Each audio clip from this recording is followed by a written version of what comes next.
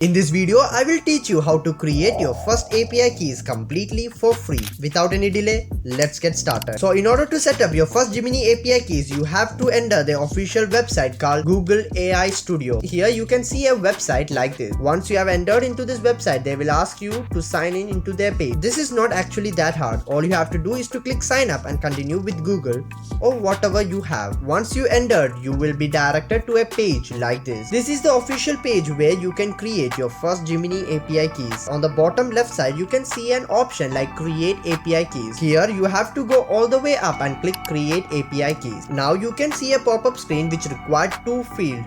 The first field is name your key and the second field is choose a project. On name the API keys, you can name anything you want. For this video, let me name it as demo. Next, you have to make a project. For this, click on select a cloud project and click create project. Once done, click create API key button and you can see your first Gemini API key is generated completely for free. Now all you have to do is to copy these API keys and use it anywhere you want, like N8N, Zapier or Make. I hope this video really helped you to create your first API key. If it does, please do subscribe to my channel and let me know in the comments how you feel about this tutorial.